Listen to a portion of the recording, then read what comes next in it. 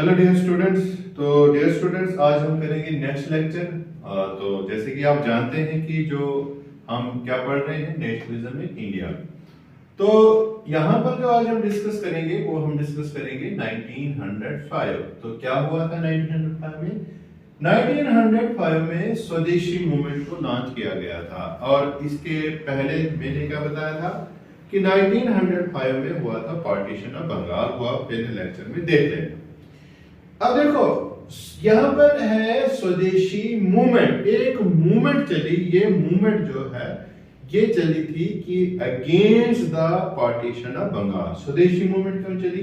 ये चली against partition of Bengal, partition of Bengal के खिलाफ चली कि भाई आपने बंगाल को क्यों आपने दो हिस्से कर दिए। अच्छा, अब यहां पर हम इसको समझते हैं। यहां पे लिखा है स्वदेशी। अब देखिए डियर स्टूडेंट्स, स्वदेशी का मतलब क्या होता है? स्वदेशी का मतलब होता है अपने देश का, वंस ओन कंट्री, अपने देश का। अब ये क्या था? अब देखो सिंपल सी बात है। इसमें क्या किया गया कि 1905 में कांग्रेस का एक सेशन हुआ था जिसको बोलते हैं Banaras session. Banaras session, session मतलब मीटिंग, एक मीटिंग हुई। ये जो बनारस सेशन हुआ था, इसके जो प्रेसिडेंट थे, बनारस सेशन के जो प्रेसिडेंट थे वो थे हमारे गोखले साहब, जी के गोखले। कौन थे जी? जी के गोखले, ये इसके प्रेसिडेंट थे। अब गोखले साहब ने यहां पर क्या बोला कि अगर पार्टीशन ऑफ बंगाल को रोकना है तो हमें इसके लिए कोई बहुत बड़ा स्टेप उठाना पड़ेगा। और स्टेप ऐसा उठाना पड़ेगा कि जिससे जो ब्रिटिशर्स हैं वो इकोनॉमिकली वीक हो जाए। क्या हो जाए? वो इकोनॉमिकली वो वीक हो जाए। अब इसमें करना क्या था? करना यह था कि हम स्वदेशी चीजें अपनाएंगे। स्वदेशी मतलब अपने देश की चीजें अपनाएंगे। और क्या करेंगे? जो ब्रिटिशर्स की चीजें हैं उनको हम बॉयकॉट करेंगे। और हुआ भी ऐसा। और इस सिलसिले में क्या होता है, लिसन, क्या होता है 7 अगस्त को, यहां पर क्या होता है 7 अगस्त 1905 में एक रेजोल्यूशन पास किया जाता है। रेजोल्यूशन पास क्या पास? इस रेजोल्यूशन में क्या था कि हमने क्या करना है, जो ब्रिटिश गुड्स हैं, जो ब्रिटिशर्स की चीजें हैं, उनको हमने बॉयकॉट करना है। तो याद रखिएगा। फिर ये मूवमेंट इतनी ज्यादा पॉपुलर हुई, जगह जगह पर क्या होने लगा कि जो लोग हैं ना वो ब्रिटिशर्स की चीजों को बाइकआउट करने लगे और जो अपनी देश की चीजें थे उनको वो अपनाने लगे। और इसमें क्या हुआ कि जगह जगह जो लीडर्स थे उन्होंने लोगों को मोटिवेट करना शुरू कर दिया कि आप ब्रिटिशर्स की चीजों को बाइकआउट कीजिए और अपनी चीजें जो है वो यूज कीजिए। अब इसका फायदा क्या था? इसका फायदा यह था कि इससे कहीं ना कहीं जो ब्रिटिशर्स की दुकान थी, सिंपल लैंग्वेज में जो ब्रिटिशर्स का बिजनेस था, ब्रिटिशर्स की दुकान थी, या ब्रिटिशर्स का जो क्या था कि जो बिजनेस था वो कहीं ना कहीं डाउन हो सकता था या वो ठप हो सकता था। और ऐसा हुआ, इस मूवमेंट में ऐसा हुआ। और जगह जगह जहां पर भी ये मूवमेंट चली वहां पर जो लोग हैं ना वो वंदे मातरम जो है वो जगह जगह गाने लगे। वंदे मातरम का सिस्टम चला। इसीलिए इस मूवमेंट को हम वंदे मातरम मूवमेंट भी बोलते हैं। ये सारे स्टूडेंट याद रखेंगे। It is also known as Vande Mataram movement. Okay dear students, ये था 1905 का किस्सा। अब इसके बाद 1906 की बात करते हैं। इसकी बात करते हैं 1906। अब देखो 1906 में क्या हुआ।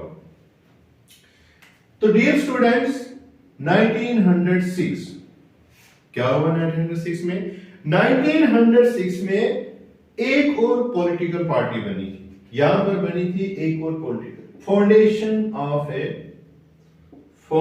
Of another political party।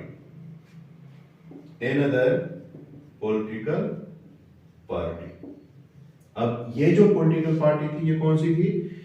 ये पॉलिटिकल पार्टी थी मुस्लिम लीग। कौन सी थी? मुस्लिम लीग। रिमेंबर, मुस्लिम लीग जब बनी थी उस टाइम जो वाइसराय थे, वाइसराय ऑफ इंडिया, वो कौन थे जी? वो थे जी हमारे लॉर्ड हिंडी जी। ये थे जी हमारे वाइसराय, याद रखिएगा इसको। अब इसका जो फाउंडर था, याद रखना, इसका फाउंडर था जी नवाब सलीमुल्लाह। कौन था? नवाब सलीमुल्लाह। ठीक है, नवाब सलीमुल्लाह कहां का था? ये था जी ढाका। रिमेंबर दिस थिंग, इस नवाब साहब को याद रखिएगा। कब बनी थी? 1906। याद रखिएगा, महीना था जी दिसंबर में ये पॉलिटिकल पार्टी बनी थी। अब थोड़ा सा हम बात करेंगे कि ये जो मुस्लिम लीग बनी थी इसका मोटिव क्या था, क्यों बनी थी और इसका प्रोग्राम क्या था। याद रखिएगा, कहते हैं कि ये जो मुस्लिम लीग बनी थी इसकी अगर हम बात करें, इसका अगर हम देखें, हम लिख सकते हैं लीग्स प्रोग्राम। लीग का क्या प्रोग्राम था? इसका प्रोग्राम था जी, ये सपोर्ट कर रही थी किस चीज को? ये सपोर्ट कर रही थी पार्टीशन ऑफ बंगाल को। किसको? पार्टीशन ऑफ बंगाल को ये सपोर्ट कर रही थी, जबकि कांग्रेस जो थी वो पार्टीशन ऑफ बंगाल के अगेंस्ट थी। स्वदेशी मूवमेंट तो चल रही थी ना। अच्छा, जाहिर सी बात है कि अगर ये पार्टीशन ऑफ बंगाल को सपोर्ट कर रही थी तो अपोज किसको कर रही थी? ये अपोज कर रही थी किसको? स्वदेशी मूवमेंट को। स्वदेशी मूवमेंट के ये खिलाफ थी, क्योंकि इसको पता था कि अगर स्वदेशी मूवमेंट कामयाब हुआ तो पार्टीशन ऑफ बंगाल नहीं होगी। तो ये चाहते थे कि पार्टीशन ऑफ बंगाल हो। ठीक है ना। और तीसरी चीज, ये डिमांड कर रहे थे किस चीज की? Demanded special safeguards for what? Safeguards for Muslims. जो मुस्लिम कम्युनिटी है उसके लिए ये स्पेशल सेफगार्ड की डिमांड कर रही थी। वो तो याद रखिएगा। इसी पॉलिटिकल पार्टी में बाद में कौन ज्वाइन हुआ था? लेटर ज्वाइंड बाय हमारे जिन्ना साहब इसमें ज्वाइन हुए थे, मोहम्मद अली जिन्ना। आगे मैंने इस बंदे का नाम क्यों लिया? आगे हमने पढ़ना है जिन्ना साहब के बारे में। गांधी और महात्मा गांधी एंड जिन्ना दोनों का रोल आगे हम पढ़ेंगे इसमें। ठीक है, समझ आया स्टूडेंट्स? और छोटी सी चीज, डेट कौन सी? 1906। इसी में एक छोटी सी चीज और हुई थी, थोड़ा सा सब्र रखिए। तो डियर स्टूडेंट्स 1906 में एक और चीज हुई थी। क्या चीज हुई थी? एक सेशन हुआ था कलकत्ता का। कलकत्ता सेशन हुआ था। कलकत्ता सेशन, ये जो कलकत्ता सेशन है ना, इसका प्रेसिडेंट कौन था? इसका प्रेसिडेंट था जी, ये थे जी हमारे दादा भाई नारोजी। कौन थे? दादा भाई नारोजी। ये इसके क्या थे, प्रेसिडेंट थे। अब इस सेशन में क्या था जी, इसमें जो आईएनसी है, आईएनसी मतलब Indian National Congress, Indian National Congress ने अडॉप्ट किया था क्या, इन्होंने अडॉप्ट किया था Swaraj, adopt Swaraj as the goal of work. Swaraj हमारा गोल होगा, Swaraj is the goal of INC. What do you mean by Swaraj? Swaraj किसको बोलते हैं? स्वराज बोलते हैं डियर स्टूडेंट्स सेल्फ रूल को। ये था जी इसमें 1905 और 1906 ये था इसमें। Dear students next date 1907, it is what, Surat split. 6 के बाद 7, अब 7 में क्या हुआ, सूरत, ये तो आप जानते हैं एक प्लेस है, प्लेस कहां पर है, गुजरात के अंदर एक जगह है, प्लेस इन गुजरात, ये भी आपको पता है। स्प्लिट, स्प्लिट क्या होता है, टूटना, ब्रेक होना, स्प्लिट मतलब ब्रेक होना। अब किसका ब्रेक हुआ, देखो यहां पर ब्रेक किसका हुआ, ये तो आप जानते हैं कि कांग्रेस के अंदर 2 तरह के लीडर्स थे, एक थे मॉडरेट, ठीक है ना, दूसरे कौन से थे, दूसरे थे एक्सट्रीमिस्ट, और ये स्प्लिट इन्हीं दोनों के बीच का है। अब क्या स्प्लिट था, कैसे टूटा, ये दरार कैसे पड़ी, ये हम डिस्कस करेंगे। देखो दरार क्या थी यहां पे, अब इस दरार की कहानी जो है वो 7 में नहीं है, इस दरार की कहानी इससे 2 साल पहले शुरू हुई थी। 2 साल पहले कब, 1905 में। 1905 में क्या होता है जी कि एक सेशन हुआ था, और ये भी हुआ था दिसंबर में, दिसंबर की बात है, दिसंबर 1905 में हुआ था बनारस सेशन। तो बनारस सेशन में देखो क्या होता है, इसका जो प्रेसिडेंट है, बनारस सेशन का जो प्रेसिडेंट है ना, वो बनाया गया था हमारे गोखले साहब को, जी.के. गोखले, ठीक है, याद रखिएगा इसको। यहीं से डिफरेंस पैदा हो गया था मॉडरेट्स और एक्सट्रीमिस्ट के बीच में, एक डिफरेंस, एक दरार पैदा हुई थी। दरार किस बात में पैदा हुई थी, जो एक्सट्रीमिस्ट थे ना, ये चाहते थे कि जो स्वदेशी मूवमेंट है वो बंगाल के बाहर भी मतलब फैल जाए। एक्सट्रीमिस्ट चाहते थे, एक्सट्रीमिस्ट वांटेड टू एक्सटेंड स्वदेशी मूवमेंट